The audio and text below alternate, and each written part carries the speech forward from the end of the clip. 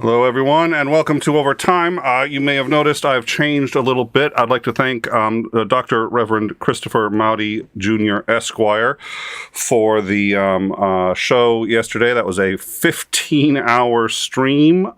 Thank you for that. Thank you very much. I enjoyed producing and hosting for 15 hours straight.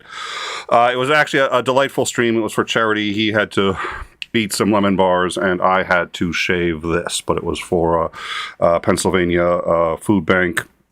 So we sincerely appreciate everyone who came and helped out. We would like to thank all of our mods who went over there to help out, and it was a joint dinner table in time production, and I think it worked very well. So thank you for that, but that's also why it's a babyface suitor today. I'm going to have to emphasize this coat just a little bit more to make me look a little more grown up.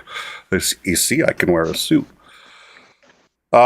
So thank you all for that. We are simulcasting on In Time and Overtime. We will be ending the In Time simulcast. That's a little tough because we like to have this on In Time. In Time is the channel that is monetized, but we need to be moving it to Overtime. So join us on the Discord. We're discussing the hows and whys of that and everything else that we've been covering between Ukraine and the upcoming handover of Congress to conservatives, the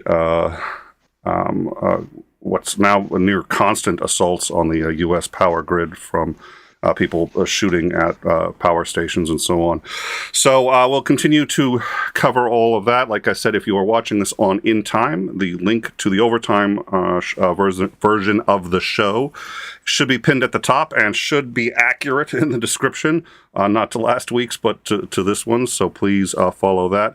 We are, I think, blessed to be able to have resources like Operator Starsky, who can come on and tell us, in his own words, what he is seeing from behind the lines, from inside Ukraine. So on this, the 309th day, nearly a year of the invasion, I'd like to welcome Commander Lance McMillan and Operator Starsky to the show. Thank you, gentlemen. Thank you. Thank you. So there's a lot to cover. I'd like to. I think we're going to end up discussing, certainly just in the last few hours, the country of Belarus has filed a formal complaint and summoned the Ukrainian ambassador over what they claim is Ukrainian air defense missile that landed in Belarus we're going to talk about that. A few other things. It looks like the Russian economy, while definitely contracting at least 2%. It was anticipated would be 3.6 or more as a result of the sanctions. That means that the sanctions, while working, haven't been as effective, and we're going to discuss what Russia is doing to expand its own efforts in the war, including reaching out to China. But before we do that, Operator Starsky, I was hoping you would fill us in. It's been a week since you've been here. What's been going on in that last week? It was tough. Regarding Belarus, it's a funny thing that 300 days passed. More than 300 days of this invasion passed already, and finally, some piece of Ukrainian weaponry reached Belarus. That what Lukashenko was talking about prior to this invasion, showing all those things on the map and stuff. Finally, some kind of Ukrainian weaponry reached their territory. It was unintentionally, of course. But it's kind of funny. So yesterday we had a New Year missile strike in Ukraine. So Russians decided to congratulate us with the upcoming New Year holiday, and they shot 70 cruise missiles at Ukrainian cities. I think around 7 a.m. we were tracking their ships, battleships, basically missile carriers that were being deployed in the Black Sea. And later we received a message about 13 strategic bombers that took off over the Caspian Sea, which usually indicates the upcoming missile strike. So basically, we were already prepared, and 70 missiles were launched. Yesterday, we had information on 69 missiles.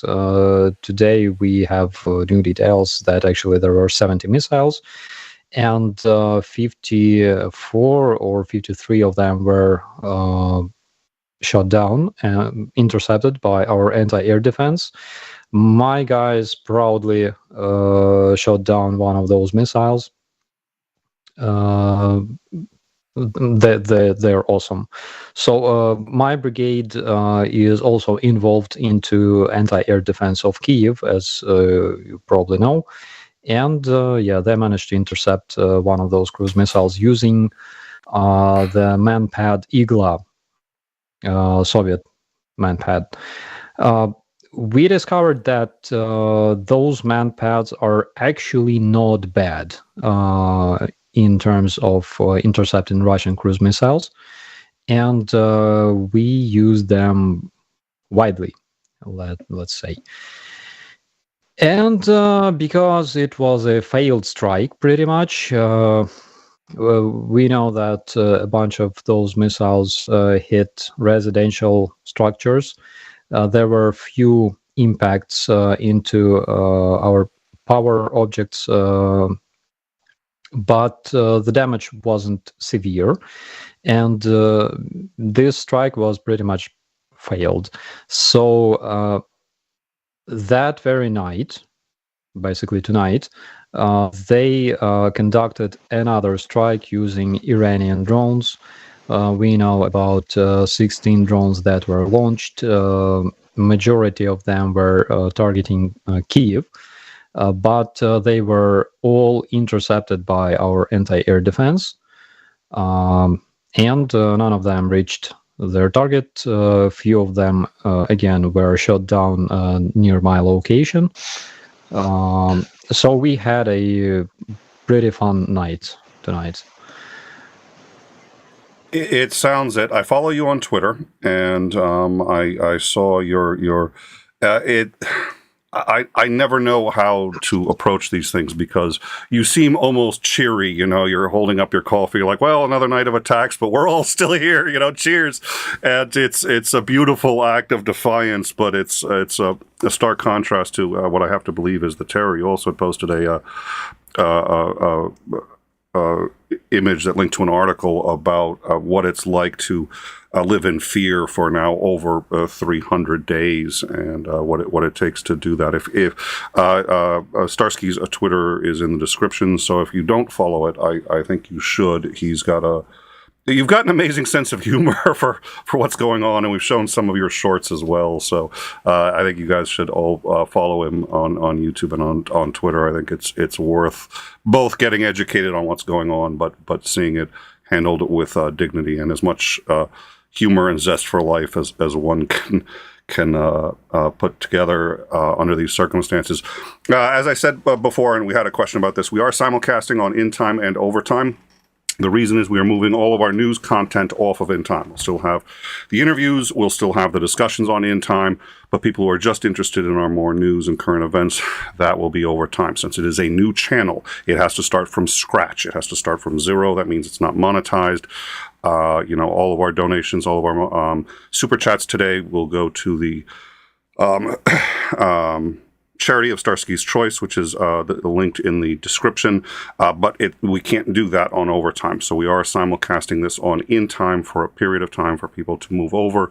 If you can come to the Overtime channel, give us a sub, help us hit that 1,000 mark, and then it can operate as a full channel like In Time. But until then, we're stuck with the limitations. The Restream bot, for those who are asking, it's actually mirroring the chat, so you can chat in either one and the people can see you in both. It's a little frustrating, but it's a nice way to combine it. We will be shutting down the In Time stream in about 2 minutes, and right when I'm saving it until Commander McMillan says something snarky, and then I'm like, oh, we lost the stream. So if you want to see the rest of the show, yeah. I should have killed it already. If you want to see the full show, it's available live on Overtime. Link is in the description from In Time, and it's also pinned at the top, and our mods can help you get to that channel. Again, a huge help if you can subscribe to the channel. We're trying to hit that 1,000 mark, and it's very important. But until then, like I said, that'll be going down in a minute. If it goes down, you can still see it on Overtime, so hop on over. Commander, I'm going to pass it off to you to ask away as I do some more production stuff. Sure. One